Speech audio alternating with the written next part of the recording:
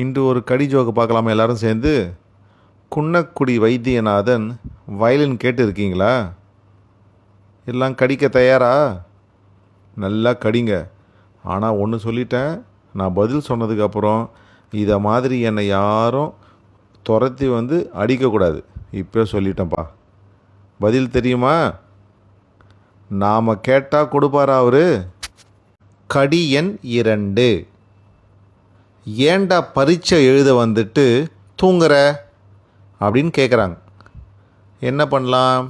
கடிங்க பார்க்கலாம். இதை மாதிரி எவ்வளோ முடியுமோ உங்களுக்கு முன்னாடி என்ன பொருள் இருக்குதோ அதை இழுத்து போட்டு கடிங்க பார்க்கலாம். நான் இப்போ பதில் சொல்ல போகிறேன். சொன்ன உடனே இதை மாதிரி என்னை யாரும் பண்ணக்கூடாது. சரியா? என் வீட்டை தேடி வந்து நான் ஓடியே போயிடுவேன். சரியா? பதில் சொல்லட்டுமா? கேள்வி பதில் தெரியலைன்னா சும்மா முயற்சிட்டு இருக்கக்கூடாதுன்னு எங்கள் அப்பா தான் சொன்னாங்க சார். கடி எண் 3. மேலே பந்து வீசினால் அது தானாக கீழே வந்துடுது. எப்படி? கண்டுபிடிங்க பார்க்கலாம். இதை பாருங்கள். இதை மாதிரி கடிச்சிக்கிட்டே போங்க. கடைசியில் பதில் கண்டுபிடிச்சிருவீங்க. கண்டுபிடிச்சிங்களா? இப்போ சொல்லிட்டேன், என்னை அடிக்கக்கூடாது பதில் பார்த்த உடனே. ரொம்ப சுலபமான பதில் தான். சரியா? என்ன பதில் தெரியுமா? ஏன்னா மேலே பிடிக்க ஆள் இல்லை, அதான் கீழே வந்துடுது. கடி எண் 4. நீ ஏன் பரட்டை தலையோடு இருக்க அப்படின்னு சொல்லிட்டு ஒருத்தரை பார்த்து கேட்குறாங்க. அவன் என்ன பண்ணியிருப்பான்? யோசிங்க பார்க்கலாம். எல்லா பக்கமும் இதை மாதிரி இந்த பக்கம் அந்த பக்கம் இந்த பக்கம் இந்த பக்கம்னு ஓடி ஓடி யோசிங்க பார்க்கலாம். யோசிக்கிறதோடு விட்டுருந்தோம். இந்த மாதிரி போட்டு செவுத்தில் வச்சு சாத்துன்னு சாத்தக்கூடாது நான் பதில் சொன்னதுக்கப்புறம். அதுதான் ரொம்ப முக்கியம். சரியா? பதில் சொல்லட்டுமா? எண்ணெய் சேர்க்கக்கூடாது என்று டாக்டர் சொல்லியிருக்காரு. கடி எண் 5. பல் வலிக்க முக்கியமான காரணம் என்ன? என்னவா இருக்கும்? யோசிங்க பார்க்கலாம். கண்டுபிடிச்சிங்களா? நல்லா யோசிங்க. மண்டையை போட்டு பெராண்டி யோசித்து பாருங்கள் என்னவா இருக்கும்ன்ட்டு. கண்டுபிடிச்சிங்களா? வேற என்ன? பற்கள் தான். பல் இல்லாமல் வலிக்குமா? அதனால் பற்கள் தான் காரணம்.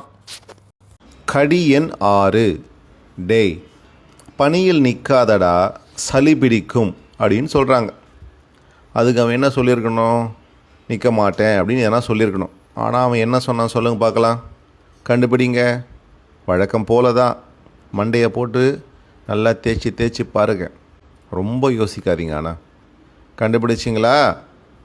பதில் என்னன்னு பார்த்தீங்கன்னா, நான் பனியில் நிற்கலடா, காலில் தான் நிற்கிறேன் அப்படின்னு சொல்கிறான். கடி எண் 7. கணக்கு பரீட்சையில் கணக்கு போடாமல் எதுக்குடா இப்படி டான்ஸ் ஆடிட்டு இருக்க அப்படின்னு ஒரு பையனை பார்த்து ஒரு வாத்தியார் கேட்குறார். அதுக்கு என்ன பதில் சொல்லியிருப்பான்? யோசித்து பாருங்கள். நல்லா யோசிங்க. தீர யோசித்து பாருங்கள். அருமையான பதில். நீங்கள் நினைக்கிற மாதிரி இருக்காது, வேறு மாதிரி தான் இருக்கும். கண்டுபிடிச்சிங்களா? என்ன பதில்னா, சார் நீங்கள் தான் சொன்னீங்க ஸ்டெப்புக்கு மார்க் உண்டு என்று அப்படின்னு சொல்கிறான்பா அவன். கடி எண் 8. இரும்பு மனிதர் என்று யாரை அழைக்கலாம்? கண்டுபிடிங்க பார்க்கலாம். யோசித்து பாருங்க. யாராக இருக்கும்?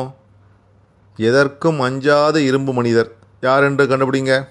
நம்மளுடைய நடைமுறை வாழ்க்கையை யோசித்து பாருங்கள். அதுலேருந்து உங்களுக்கு விடை கிடைக்கும். கண்டுபிடிச்சிங்களா? பதில் சொல்ல போகிறேன். எல்லா பெண்களும் என்னை வந்து அடிக்க போகிறீங்க. பதில் என்னன்னு பார்த்தீங்கன்னா, மனைவியின் அடியை தாங்கிக் கொண்டு அழாமல் இருப்பவரே. கடி எண் 9. எந்த பூச்சியை தொட்டால் ஷாக் அடிக்கும்? கண்டுபிடிங்க பார்க்கலாம். என்னடா அது? பூச்சியை தொட்டால் ஷாக் அடிக்குன்றாங்க. கண்டுபிடிங்க. யோசிச்சிங்களா? நல்லா யோசிங்க.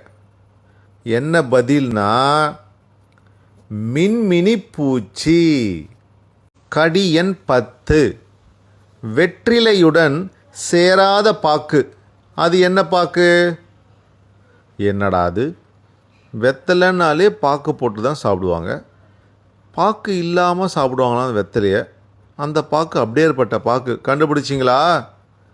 யோசிங்க. அதுதான் மைசூர் பாக்கு.